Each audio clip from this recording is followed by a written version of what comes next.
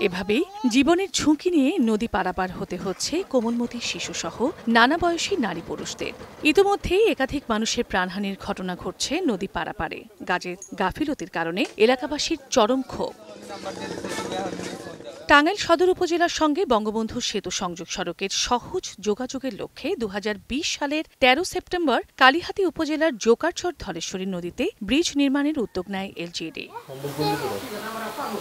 Haider construction private limited, Aboni enterprise ও সৈয়দ মুজিবুর রহমান নামে যৌথ ঠিকাদারি প্রতিষ্ঠান টেন্ডারের মাধ্যমে ২৬৪ মিটার লম্বা এই সেতুটি প্রায় ৩৪ কোটি ৮২ লাখ টাকা ব্যয়ে নির্মাণের কার্যাদেশ পায়।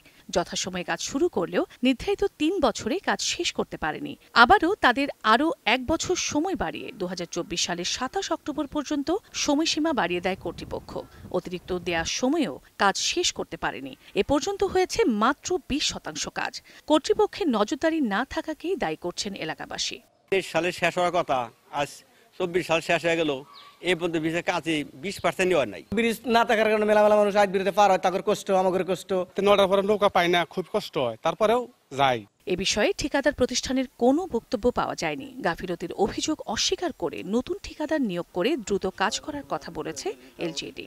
কাজ যত সময় শেষ না করায় আমরা চূড়ান্তভাবে ২৮ দিনের বাতিলের লক্ষ্যে ২৮ দিনের চিঠি দিয়েছি। এই কাজটি বাতিল হলে পরবর্তীতে আমরা পুনরায় টেন্ডারে যাব। ব্রিজটির নির্মাণ কাজ শেষ হলে টাঙ্গাইল সদর ও কালিহাতী উপজেলার অন্তত ৫০টি গ্রামের মানুষের যোগাযোগ ব্যবস্থা উন্নতি সহ কৃষিপণ্য ন্যায্য মূল্যে বিক্রির সুযোগ তৈরি হবে। সময় সংবাদ, টাঙ্গাইল।